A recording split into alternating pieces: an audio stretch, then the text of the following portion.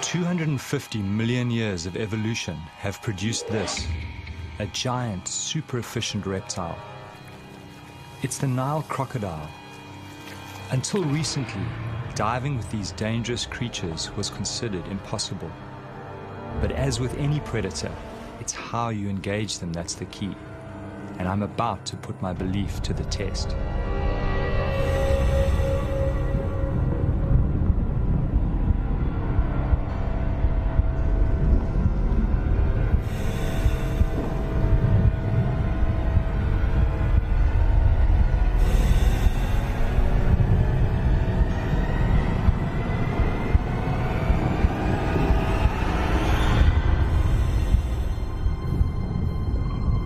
I've decided to take a calculated risk. I want to dive with feasting crocodiles. Can I approach them without being attacked? Will they see me as a fellow predator or as potential prey? Can I survive within their feeding hierarchy? I'm taking a big risk, and I think people understand that. And I don't think it would reflect poorly on a crocodile if it eats me. People expect that to happen.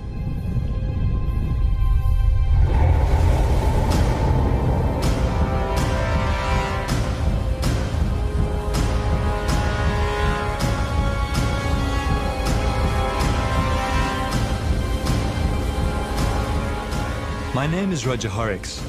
For the last 5 years, I've traveled Botswana's Okavango Delta, finding out more about these prehistoric predators. I've joined them underwater and discovered they are not just simplistic, ruthless killers. They are capable of an unsuspected tolerance.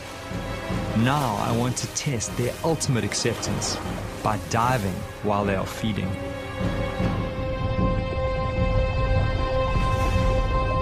The idea of diving with feeding crocs first crept into my mind when I traveled from my African home to Costa Rica in Central America. I'd gone there to find Chito Graham, the extraordinary crocodile shaman of Limon. 23 years ago, Chito found a sick and dying crocodile that had been shot by farmers. Slowly he nurtured this animal back to health, taking many years to slowly gain the animal's trust. He showed me something I never thought possible with crocodiles. Chito is the only person in the world to get in the water and interact with the giant croc. He's even developed a game with the crocodile that mimics some of its instinctive killing techniques, like the death roll. When I saw this level of acceptance by this animal, this unexpected intelligence, I started to think that if I behaved in the right way, I too could have a chance of being accepted in the water.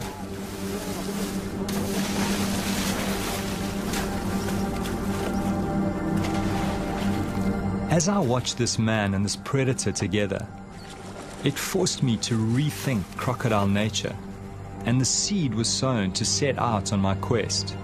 To attempt to dive, many think will be suicide.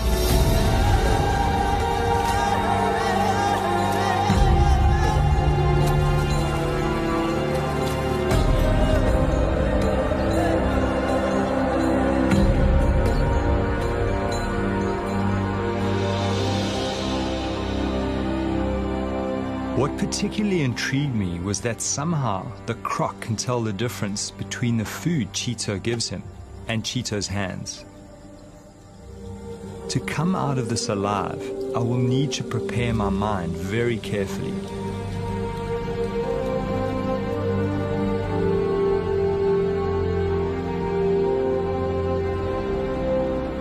Chito has worked at putting fear behind him, and this crocodile's ability to pick up on his confidence just strengthened my desire to attempt to dive with feeding crocodiles.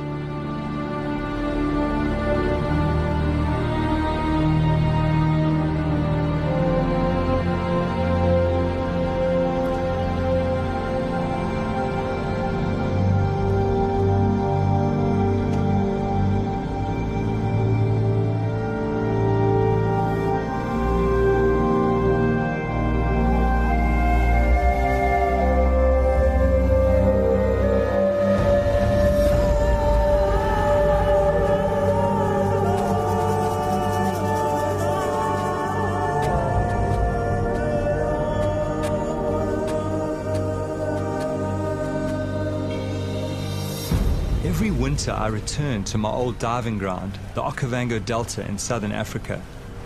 In the swamp live some of the biggest and most aggressive crocodiles in the world. It's June, when the great flood brings the clear water. All my primal senses start to come alive as I prepare my mind and my body. Over and over, I'm at the feast, calm, unharmed.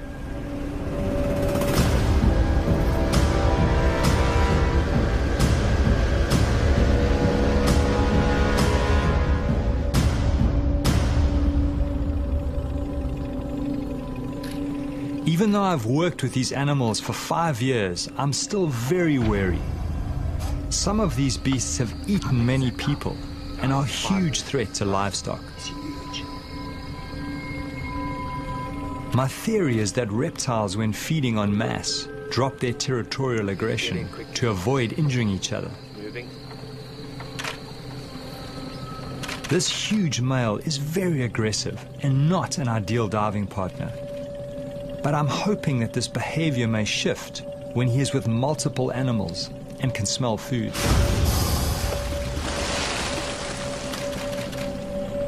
To really understand the dynamics and to see the way that these animals interact, you really need to go underwater, because that's really where it's all happening, certainly up here in the Panhandle.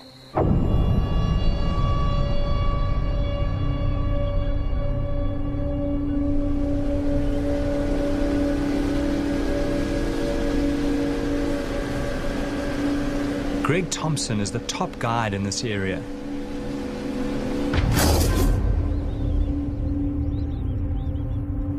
He has grown up with crocodiles, seen several animals and people being taken.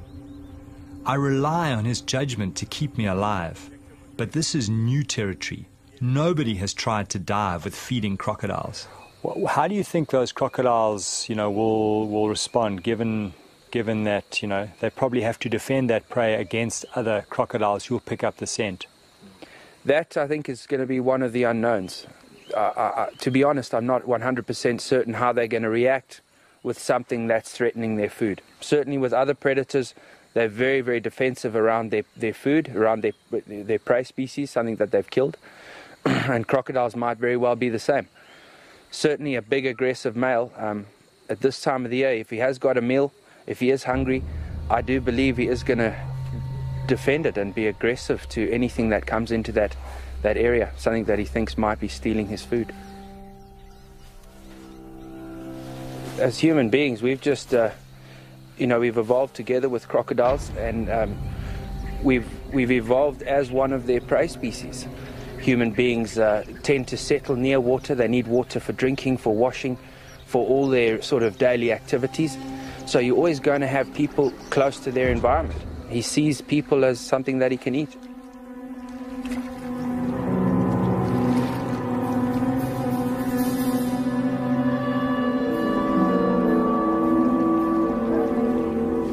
Greg takes me to a nearby village close to the river. Here, two women, a mother and a daughter, had a terrifying encounter with a crocodile while collecting food and building material for their huts. Resi Sashuma lost both her arms. She has a young child to look after. Mother and daughter now live by weaving baskets with only one arm between them, somehow surviving against impossible odds. The croc that attacked them was only about 2 meters long, but very powerful.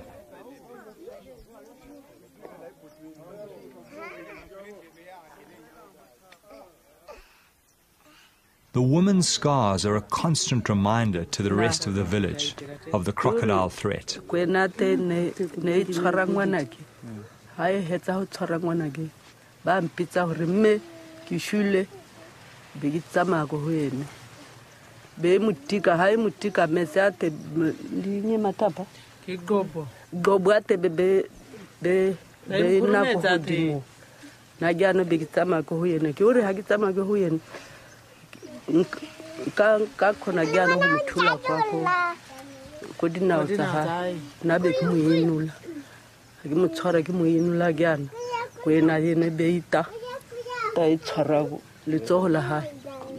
Their horrific story haunts me.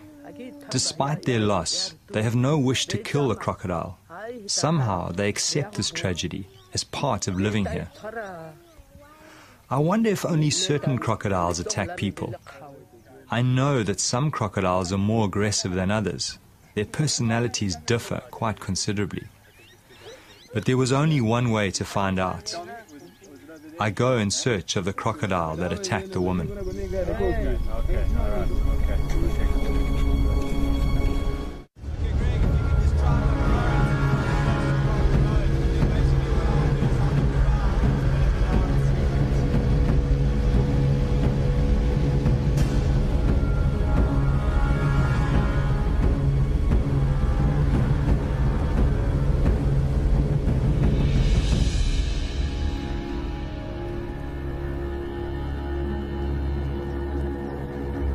It's a short boat ride to the area where the women were attacked. Crocodiles are territorial and so very likely to be in the same place.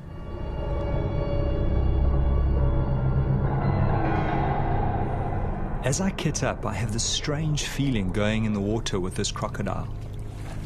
I feel so sorry for the woman, and yet no ill feeling towards this animal, which was just responding to the splashes and noises of its prey. 85 million years of instinct. I always get underwater as quickly as possible and make minimal splashes on the surface. Fish are the main diet of crocodiles. They hunt them by letting them come close and grab them in a flash of speed. They hunt mostly at night in pitch darkness, using a sensory system that picks up vibration. That's why I move very slowly in the water, very deliberately. I need to move like a big crocodile.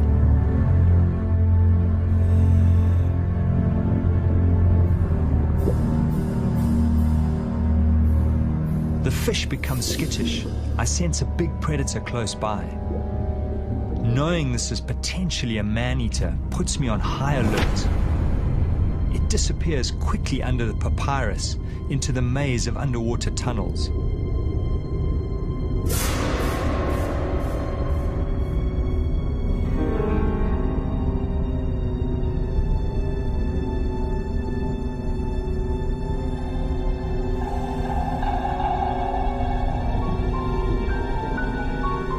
I follow cautiously.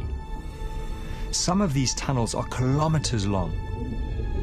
Inside, there are big caves hollowed out by hippos and crocodiles where they take prey to soften for eating. The lurking croc distracts me as I move deeper into the maze. As I turn around to exit, there's that terrible feeling in my stomach. I'm confused. Everything looks different to my entry. I'm lost.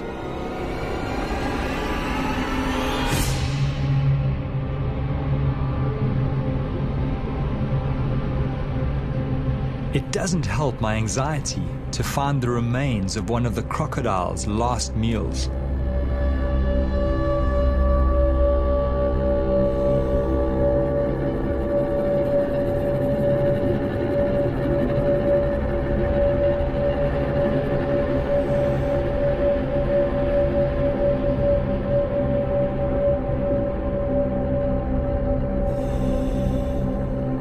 In the distance, I see a glimmer of light that I hope may lead to the main channel. I follow my instinct.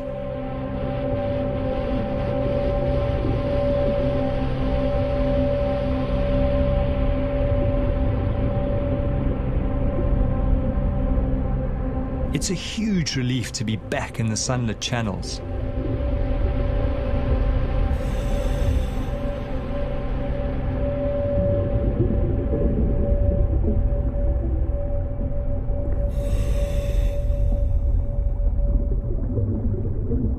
I make my way slowly back to the boat.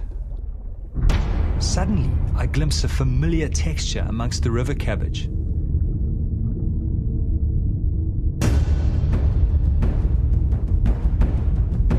The crocodile has backtracked and exited the maze. I remind myself that these smaller crocs are often the most dangerous. All seems fine at first.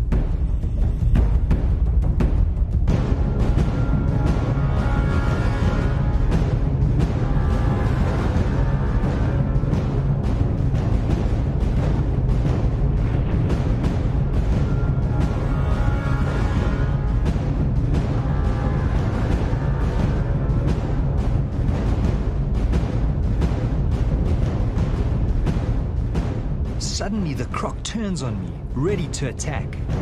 Then he goes straight for me.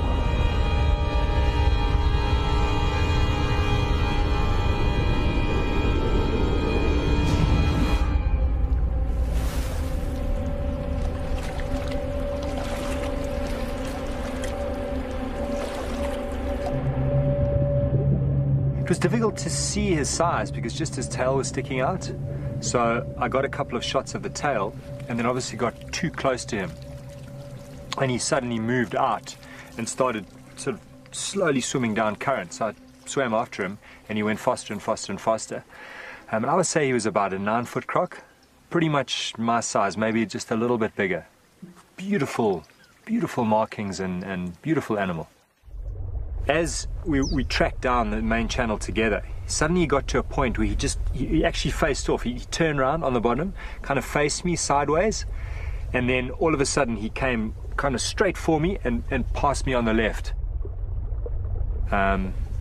So obviously you keep the camera up and you know try and shoot. I don't think I got the shot, but and then he swam past. But that was, for a moment there, I was out of control of the situation. I didn't know what was going on.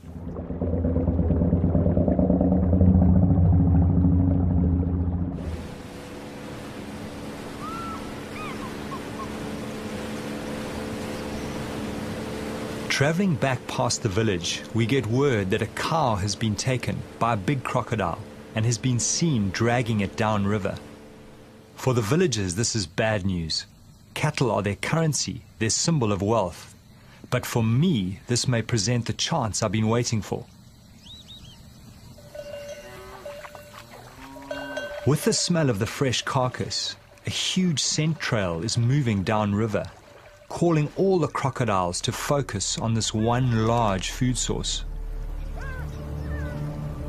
I worry that they may drag it underwater and I'll never see it again.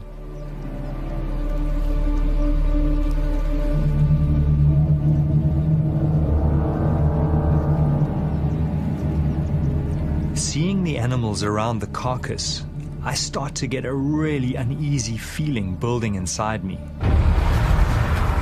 Greg is cautioning me against getting in the water alone under these circumstances. He thinks these animals might see me as a threat to their food and attack.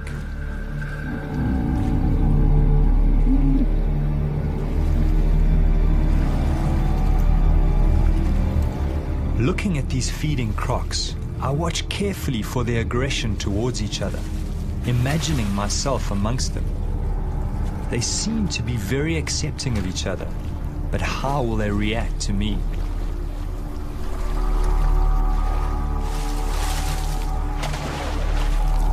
Of course, now this is a whole new situation. Now you've got a lot of animals. They're all keyed into food. They are competing with each other. There's a definite hierarchy at the carcass. The bigger crocs are feeding first, and they are keeping other crocs away. So if a diver comes along and he's bobbing along the surface, if he appears to be part of that carcass, they're going to go for them. So the guys, it's a very nervous situation. I need to try and put Greg's mind at ease. I decide to show him something else I'd experienced in Costa Rica, something that reinforced my belief that if you approach crocodiles in the right way, they can react well. So what's your sense of that?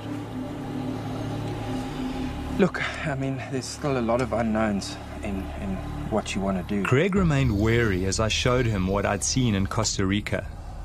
I spent several days with a crocodile caller, Juan Betreo, who has built a remarkable relationship based on food with a number of wild crocodiles. What I found most interesting is that the crocodiles don't go for him, but rather choose the small food morsels that he gives them.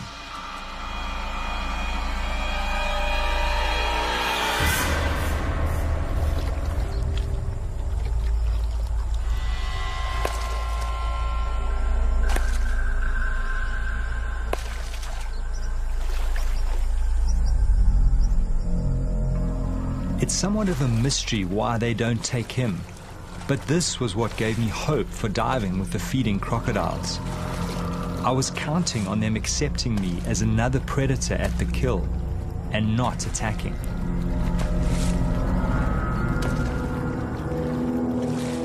The crocodile calling art took Juan several years to develop. He slowly built the trust of the animals, drawing them closer and closer to his body. He was badly savaged during this process, but somehow managed to survive and continue.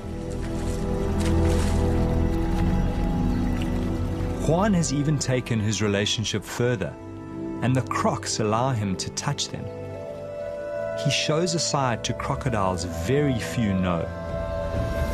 People think I'm crazy sometimes, but it's these small things that give me confidence as I plot the feast in my head.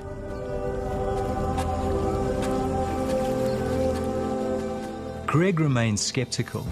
He feels the situation is quite different, as he knows African crocodiles to be more aggressive than their American cousins. I'm hearing Greg's worries. I'm sensing I need someone in the water to watch my back. There is only one person who comes to mind, an old shark diving buddy. His name is Walter Bernardus, and he's always wanted to dive with crocodiles. It's Walter. Ah, fantastic. Let's get back to us. Walter, can you hear me? How are you doing? No, excellent. Listen, we've got a great situation here. These crocs have taken a cow and they've stashed it up one of the side channels, and I think it's going to be an excellent opportunity. I really need you to get up here quickly, and I think bring a medic as well, because I don't know how these crocs are going to behave with food in the water. Okay, great. Now, listen, Greg will pick you up in Maun. Okay. All right, Walter. See you soon. Great. Thanks, Greg. So he's coming. Walter has managed to develop extreme intimacy with giant tiger sharks.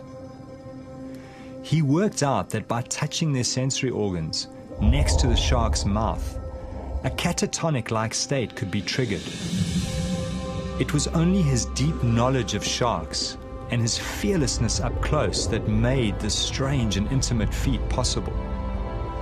I wondered how Walter would react to the crocodiles.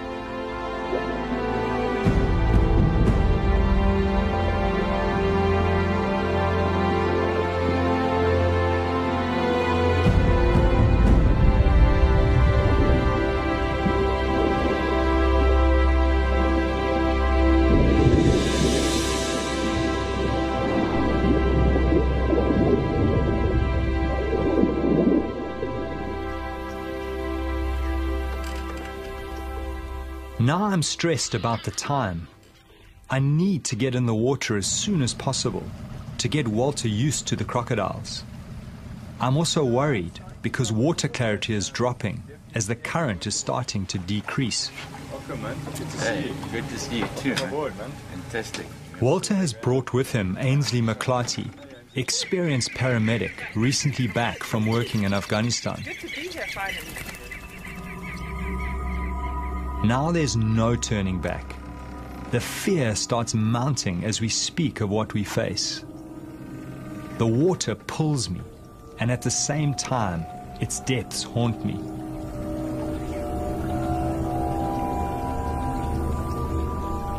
So, Walter, how are you feeling? I mean, this is the first time you've been up here in the Delta. What's your sense of all of this? Yeah, well, it's totally new for me. You know, I'm sort of used to the big animals in the sea, but this environment here, you know, dealing with reptiles, cold water, murky sort of to clean conditions, is totally new for me. So a little bit nervous, but excited in the same time, you know. When I was first contacted, they told me that they needed a nurse, you know, someone with paramedic experience, with Africa outdoor experience. And I said to them, they don't need a nurse. They need a psychiatrist, because what person is going to go out and dive with crocs? The biggest concern when you have a limb taken or puncture wounds is obviously a person being in water, that they can bleed out very quickly.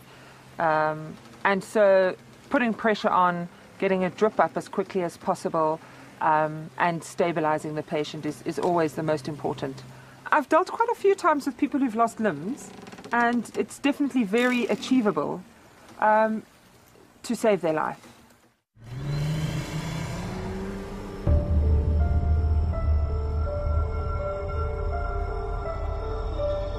We probably have a 24-hour window to realize our quest.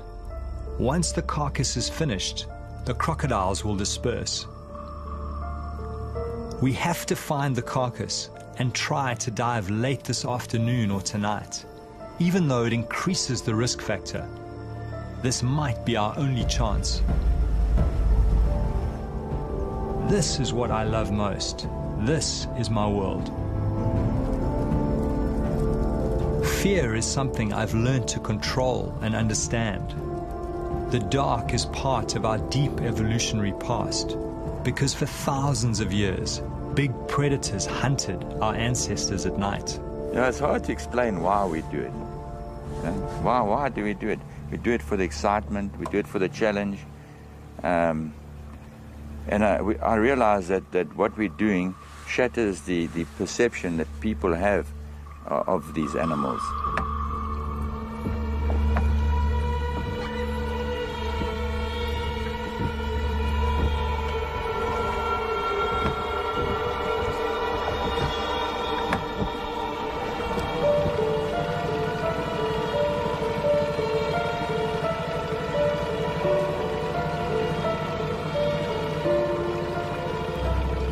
Greg motors to the area where he last saw the carcass and looks for signs. Now the adrenaline is surging through me. The swamp, the reeds, the tiny insects, every sound, all hyper-real. Greg, how many of them are there? Suddenly we spot a large number of glowing eyes and plenty of crocodiles near the surface. Greg is sure the carcass is nearby. The crocs seem not too fearful of the boat at night. The plan is for Greg to watch activity on the surface and flash us with his light if he feels too many crocodiles are moving in on us. Walter's a croc. Our job is to find the carcass and determine how much flesh is left. We slip in and move cautiously.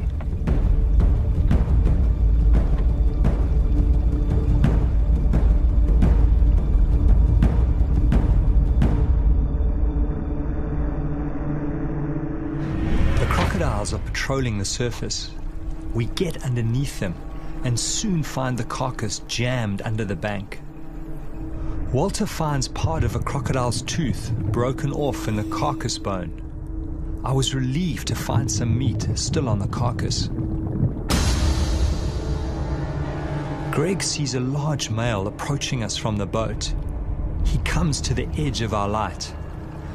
There is something about this animal that gives Greg a bad feeling. He signals for us to get out. Greg senses that the croc is going to attack. There is enough flesh on the carcass to dive in daylight tomorrow. We get out. No point in pushing our luck in the dark.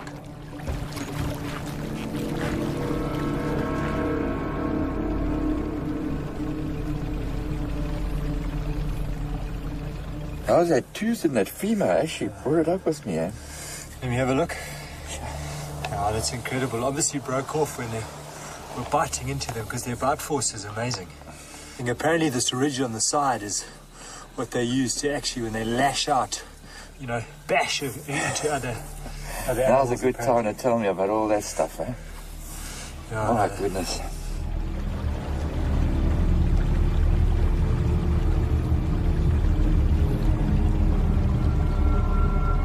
Early next morning, the whole team prepare themselves for what lies ahead. It's our last chance before the crocodiles finish off the carcass and disperse. Well, I really am feeling that same that tension, you know, and it's a, you know, we are going into an unknown territory, and what is a bit nerve-wracking for me is just the number of animals. I'm anxious on the inside. I'm concerned about these guys diving and what's going to happen. How many crocs are there going to be? How are they going to respond to being interrupted while they're eating? Are they going to be functioning in a pecking order and see the divers as a threat? I mean, who knows? So, yeah, this is crunch time, and I'll be far more comfortable when it's over.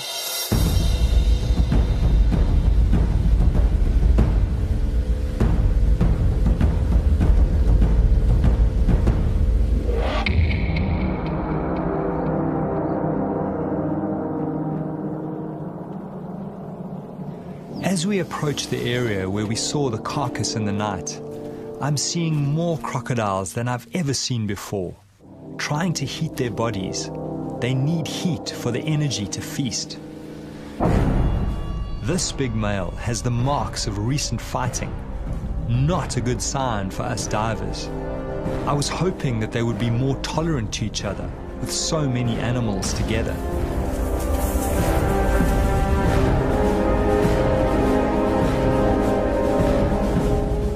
Greg spots them.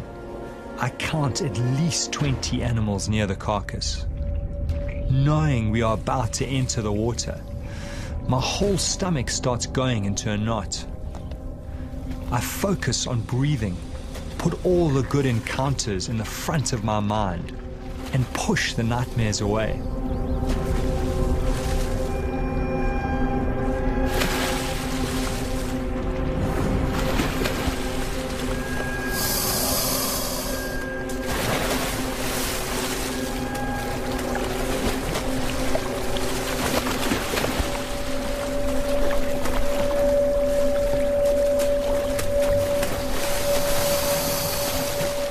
You know, it's incredibly lucky to find it. Often, you know, once that animal bursts and the crocs start feeding on it, they'll take it under the papyrus and hide it. And there it's a perfect situation. It looks like they've pushed it into a little bay. It's in still water, it's sort of wedged up against a tree, and they've started to feed on it. I must say, Walter, I've got that same little butterfly feeling that I had when first time I got in. We're going to have a look, eh? Let's go have a look. And just be aware that the smell of that rotting meat is like a magnet to these animals. They'll be swimming upriver, all coming to investigate the source of that.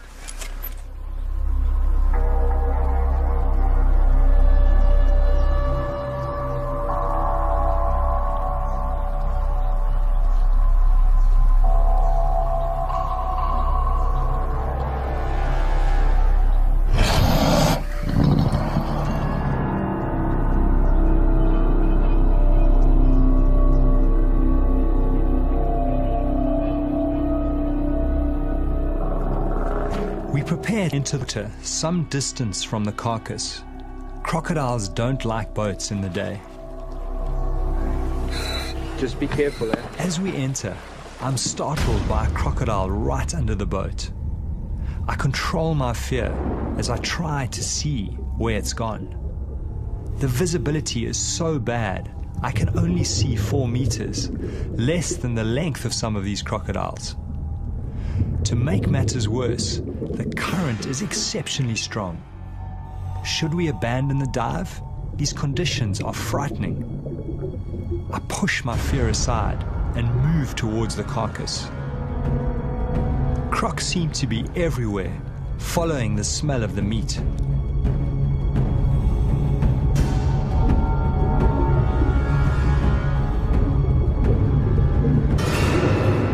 Everywhere we turn, crocodiles are waiting in places where the current is least strong.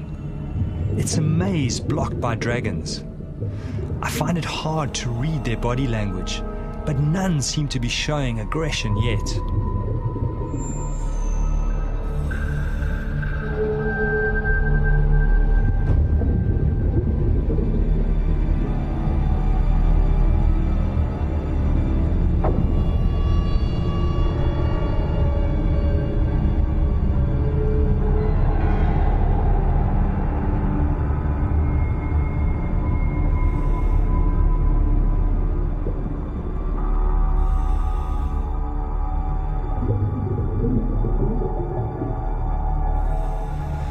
We will have to go around. There are just too many here.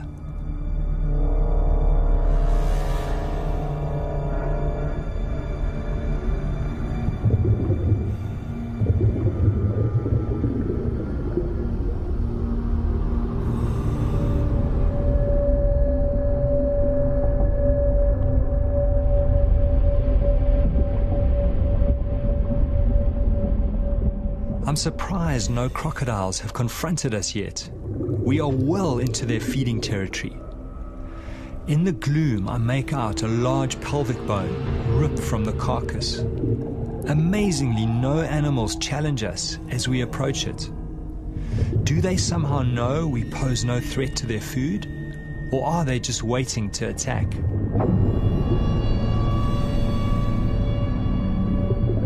A lot of the meat has been shredded and the animal has been gutted.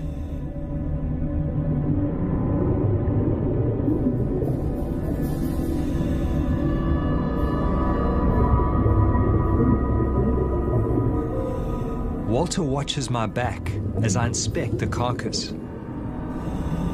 There are huge puncture marks on a leg bone.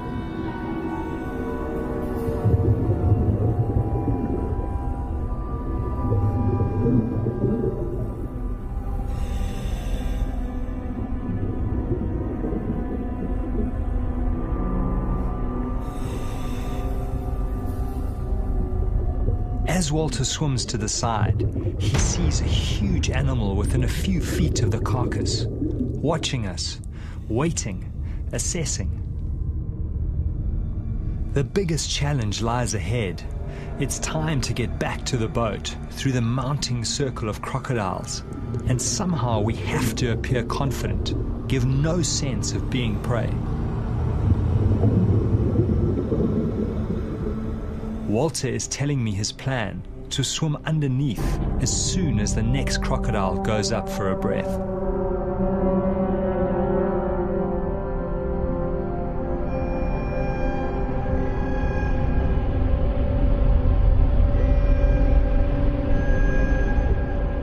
As we take the gap, we bump right into another huge male. Fortunately, he too goes for air.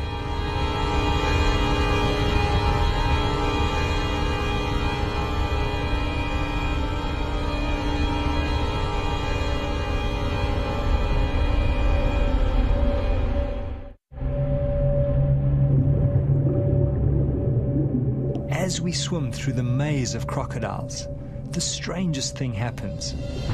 We bump right up against another big animal. Unlike the others, he does not move. This animal is completely aware of our presence, but somehow accepting. Walter's unusual sense with big predators kicks in. I watch in awe and fear as Walter gently strokes the dragon's tail.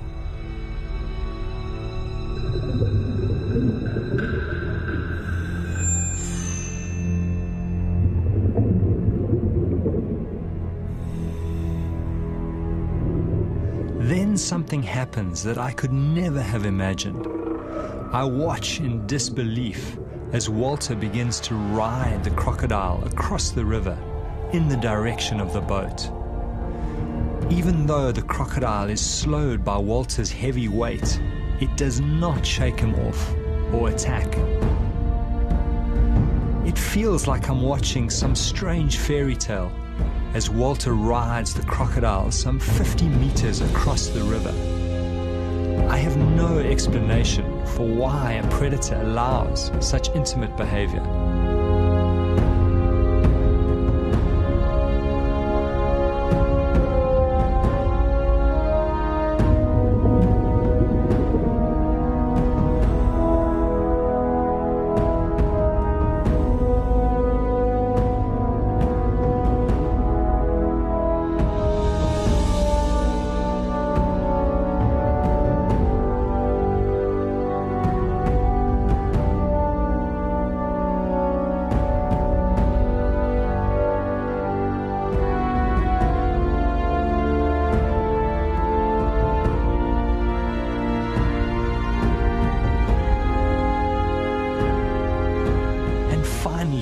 flicks away.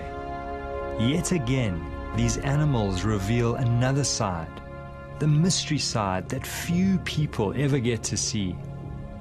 I'm humbled and awed.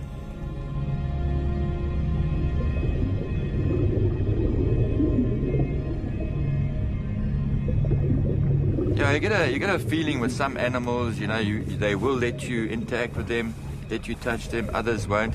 This particular one, obviously, I didn't know what it was going to do. When I first touched it, I didn't know if it was going to turn around and try and bite, or when I held on properly, if it was going to have an adverse reaction, but it didn't seem to mind at all. It just plodded on. I just put it into low range, and it just went into that current. Yeah, strong. And it was fantastic, man. I think you got away lightly, to be honest. I mean, I've caught small crocs and other reptiles like snakes, pythons, where I've grabbed them by the tail and had them whip around and try and bite the disturbance behind them. So that's always what I've thought. If you do that, if you try and grab a croc by its tail, it could very well swing around and bite you. So I'd be very cautious if you, in future, I wouldn't try that too often. Now, I was expecting that any second, because, you know, you've seen how these animals react to other things in the wild, and and that's why I was extremely gentle in the beginning, and I was expecting it to rear around and sort of have a go at me, but it just kept on going, and all along the more weight I put on it, the more I thought, okay, it's going to turn now, until I was completely gliding along with it, and it just accepted it. So I sort of got a little bit more at ease, because you don't quite know exactly how it's going to react. But this one reacted beautifully, you know. It's amazing. I've certainly been very nervous a lot of the time, being stuck here on the boat, having the guys get in the water near feeding crocodiles, getting in the water at night, doing, you know, all the kind of things that have always been sort of no-go areas, things you just don't do with crocodiles. And here the guys have been doing it. And, you know, to be back here at the boat, the divers are back in the boat. They've got some stuff. They've seen some amazing things. They've learnt a lot. To me, it's a huge relief, just knowing that this is all behind us, and we've sort of survived this little escapade.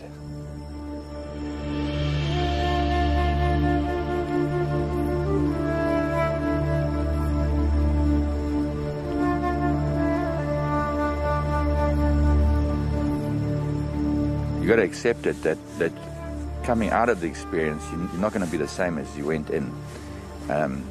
Something shifted, but it certainly I'm not the same person when I go home in a day's time. Well, I think when we first started diving with these animals, you know, the whole thing was, would they eat us or not? And having kind of broken through that barrier, as it were, that's just broadened my whole perception of how intelligent these animals actually are.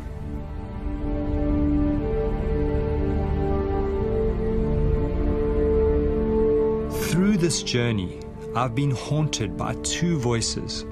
One telling me I was going to be ripped apart, another telling me these animals are accepting if treated right. Thankfully, the second voice won over, and I was able to conquer my deepest fear.